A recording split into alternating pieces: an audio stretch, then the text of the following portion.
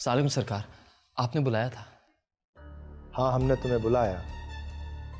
हम तुमसे पूछना चाहते हैं कि तुम हमारे लिए काम करना चाहते हो कि नहीं। जी सरकार, और मैं क्या करूँगा, कहाँ जाऊँगा? भाई बात यह है कि तुम्हारी गैर मौजूदगी में हमने मुंशी साहब को स्कूल और अस्पताल की जिम्मेदारी सुपुर्द कर दी।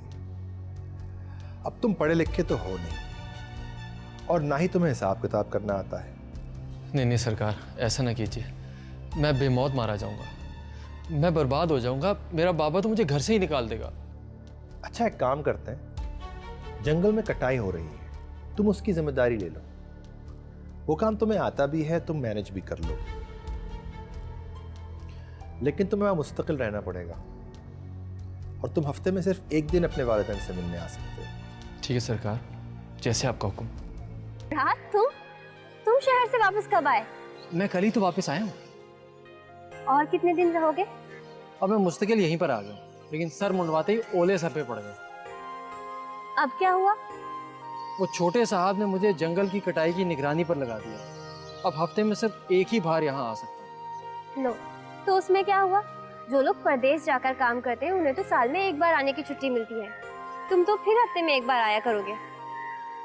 कुछ भी हो, मैं तुम्हारे बगैर नहीं रह सकता। मैं शहर से इसीलिए वापस आ गया। अरे बातों बातों में भूल ही गया, अब्बा ने तो मुझे इमाम साहब से मिलने को कहा था। तुम्हें पता तो है इस वक्त वो मदरसे में होंगे, तुम ज़ोहर के बाद आना। हाँ ये ठीक है, पर क्या तुम्हें मालूम है कि इमाम साहब ने मुझे बुलाया क्यों है? शायद बागीचे के बारे में बात करने के लिए बुलाया होगा। तुम्हारे जाने के बाद वो भी चल गया, क्योंकि उसकी देखभाल करने वाला कोई नहीं था।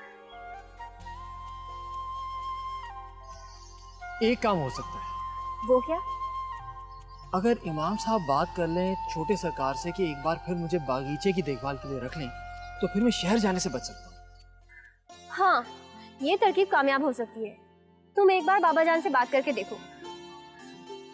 मुझे डर लगता है कि वो नाराज ना हो जाए। नहीं, वो नाराज नहीं होंगे अगर तुमने अक्लमंदी से काम लिया। मैं बताती हूँ, जब बाबा जान तुमसे बागीचे की बात करें तो उन्हें बता देना कि अली साहब ने तुम्हें जंगल की ड्यूटी पर लगा दिया है, और अगर वो तुमसे बागीचे का काम करवाना चाहते हैं तो तुम्हें जंगल जाने से रोक ले। अरे ये तरकीब बिल्कुल ठीक है। छोटे साहब इमाम साहब की बात को कभी रद्द नहीं करेंगे। मैं इमाम साहब से बात करता हूँ। ठीक है, तुम घर जाओ, मैं जोहर की नमाज के बाद आता हूँ। ठीक है।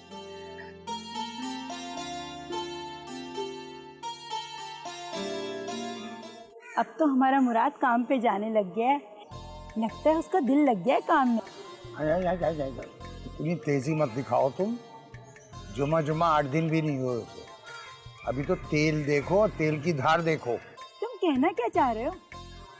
अरे कहना क्या चाह रहा हूँ, काम पर जाने में उसका दिल लगे, काम करे, बांसुरी बजाना छोड़ दे, ये कह रहा हूँ मैं। तुम बेफिक्र हो जाओ। मैंने उसके दिल में एक ऐसी बात डाल दी है कि वो काम से जी नहीं चुराएगा। वो क्या? यही कि वो 4 पैसे कमाने लगे तो मैं उसका ब्याह कर दूंगी। अरे मुझे एक बात बता, गांव में क्या लड़कियों का काल पड़ गया है? तुझे इतनी जल्दी क्या है? अरे तो हम कौन सा उसका अभी ब्याह कर रहे हैं? अभी बात पक्की होगी, फिर शादी होगी, 6 महीने साल तो लगेंगे ना। इतने बावली हो गई है तू। अभी कितने दिन हुए उसे काम पे जाते हुए और तुझे उसकी शादी की फिक्र लग गई। अरे उसे पहले संजीदगी से काम तो करने दे। जल्दी इसलिए कर रही हूँ कि जो लड़की मैंने उसके लिए पसंद की है उसका रिश्ता कहीं और ना हो जाए। कौन है वो? यही अपने इमाम साहब की बेटी नजमा। अरे क्या पागल हो गई है? हैं? गांव से निकलवाएगी मुझे? किस मुंह से जाके मैं उनसे बात करूंगा इस निखट्टू के लिए? अरे तो इसमें बुराई क्या है? तुम बात करके तो देखो। मेरा दिल मानता है कि वो मान जाएंगे। आखिर अपने मुराद में उनकी खिदमत भी तो इतनी की है। अच्छा ठीक है, मुझे सोचने दो, निकालता हूँ कोई सबील। अल्लाह बेहतर।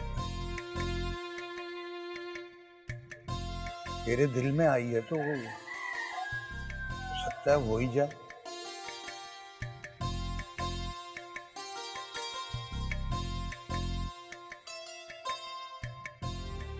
रोशन मियां, खुशी हुई कि तुमने मेरे गरीब खाने को इज्जत बख्शी।